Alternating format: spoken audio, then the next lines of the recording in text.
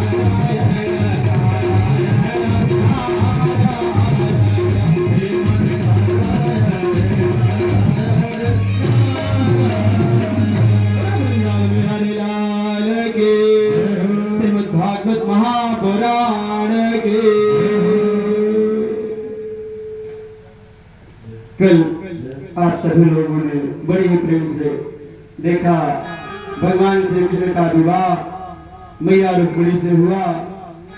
निश्चित रूप से ये पल जीवन के बड़े ही अद्भुत होते हैं। जो लोग विवाह में सम्मिलित थे, जो लोग देख करके नयनों को सुख दिए, धन धान्य दिए, निश्चित रूप से वो धन्य है। भगवान की कृपा उनके ऊपर अथाह है। जो लोग भगवान में रति प्रति रखते हैं, यदि एक भी रुपया किसी को खर्च करना पड़ता है 100 बार आदमी सोचता है। ये भगवान की ही कृपा, उनकी माया है कि 100, 50, 200, 1000, 500 जिसके पास भगवान ने जो भी दिया है परमपिता परमात्मा के चरणों में निवेदित करता है। परमपिता परमात्मा उस व्यक्ति के घर में धन धान्य से परिपूर्ण रखे।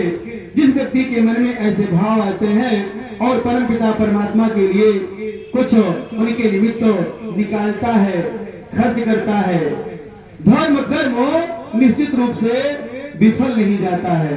हर व्यक्ति को जहां तक हो सके धर्म कर्म करते रहना चाहिए।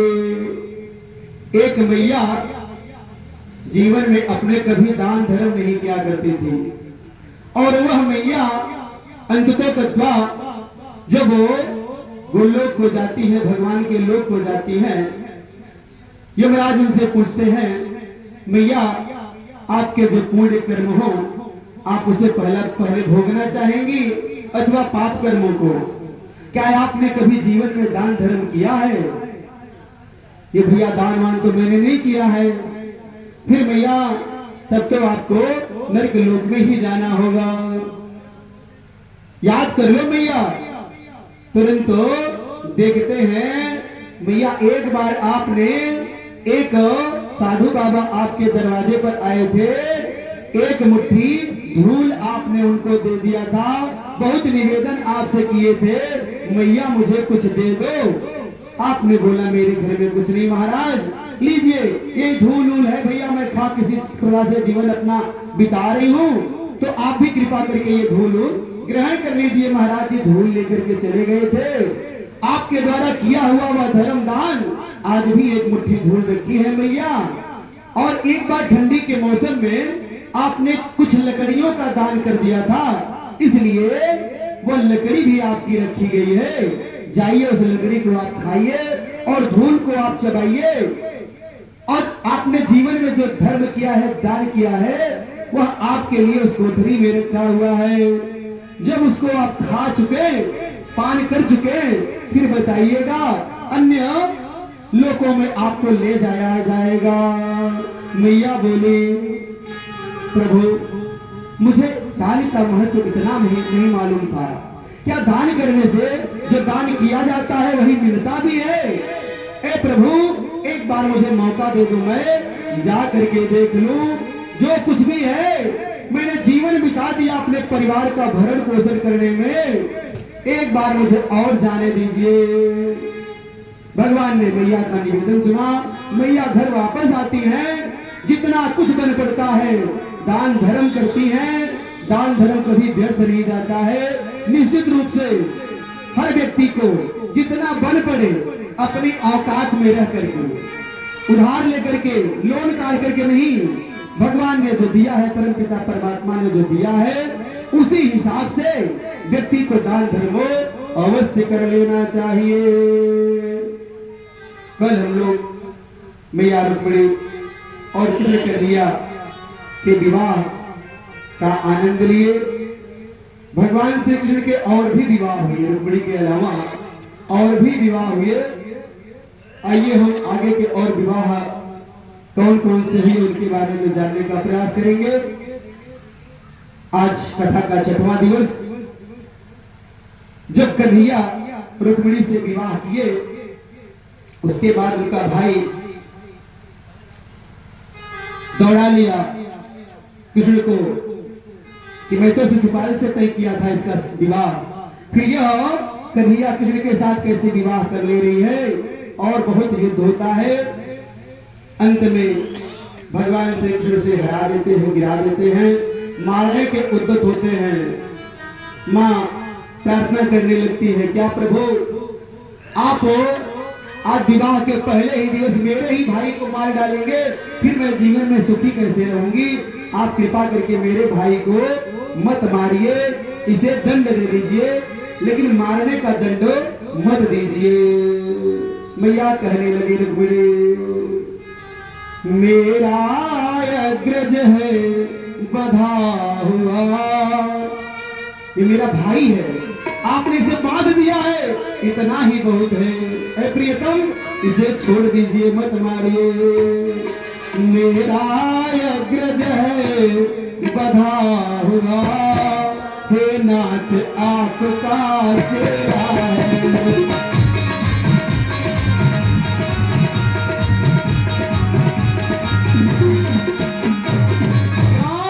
मैया बूढ़े पिता की निशानी है, ये मेरे बूढ़े पिताजी की निशानी है, आप इसे खत्म मत कर दीजिए महाराज।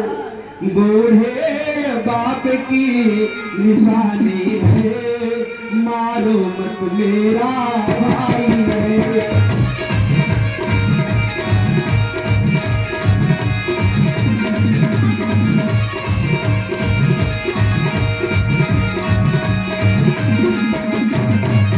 भैया कहने लगे, करुणा निधान इसलिए यही पहला वरदान मांगती हूँ। ऐ प्रभु आज मुझे आप मेरे ऊपर इतना सी कृपा कर दीजिए, बस आज के बाद मैं आपसे कुछ नहीं मांगूंगी। मेरा भाई है, ऐसा विवाह मैं करके ही क्या करूंगी महाराज, अगर मेरा भाई ही नहीं रहेगा। करुणा निधान से ये यही पहला वरदान मांगती।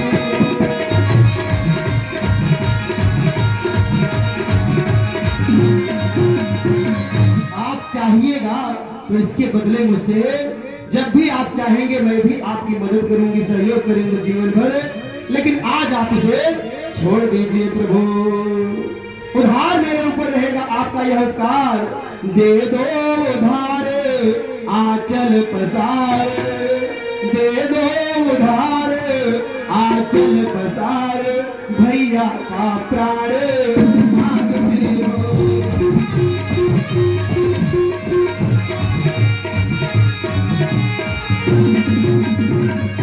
भगवान श्री कृष्ण उनके निवेदन पर छोड़ देते हैं उसे, उसका बाल मुड़वा देते हैं, मूंछ मुड़वा देते हैं और धक्के मार करके वहां से भगा देते हैं।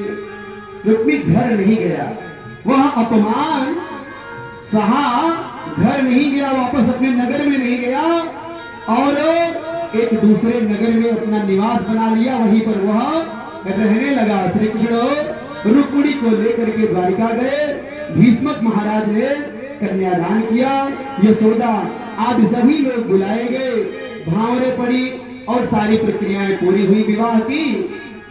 धीरे धीरे समय बीतता गया, प्रद्युम्न का जन्म हुआ। प्रद्युम्न की कथाएं आप लोग जानते हैं। प्रद्युम्न महाराज किस प्रकार से जब जन्म लिए हैं, तब वो जब 2 ही 4 दिवस के थे तभी उनको एक राक्षस उठा कर ले गया था और ले जाकर के नदी गंगा जी में गिराने का प्रयास किया।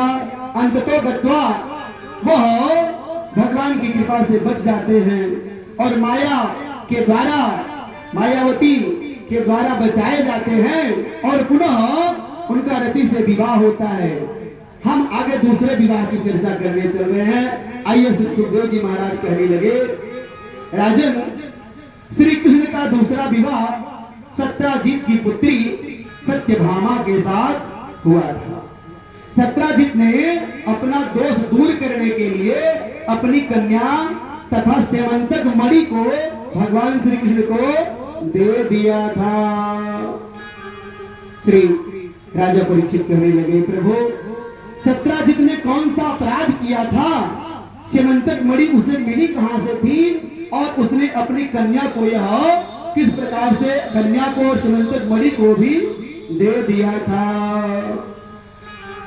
श्री सुखदेव जी कहते हैं, हे राजन, भगवान सूर्यदेव ने अपने परम भक्त सत्राजित की आराधना से खुश होकर के यह सेमंतक मणि प्रदान कर देते।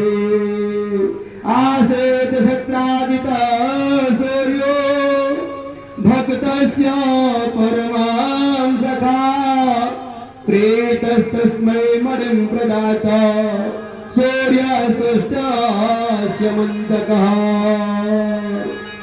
फिर यह स्यमंतक मणि एक दिन सत्राजित उस मणि को पहनकर गले में धारण करके यादवों की सभा में आ गया।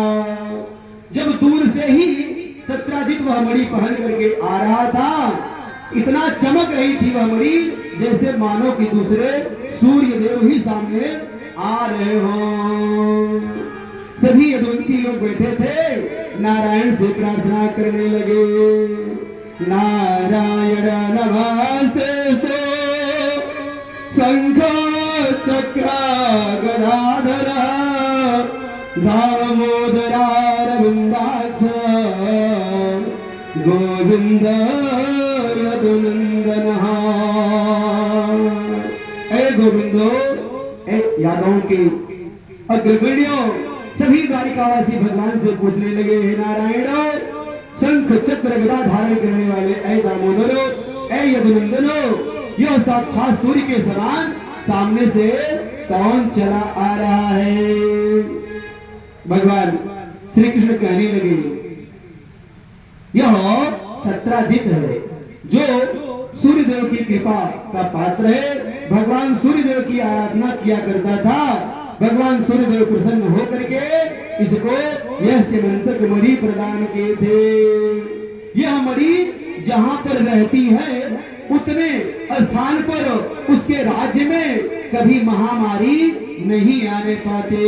इस मणि की विशेषता है, न तो किसी को सर्प का भय रहता है और न ही किसी प्रकार का शारीरिक भय रहता है, न तो दुर्भिक्ष आने की कभी संभावना होती है। इस मणि की बहुत ही महत्व है।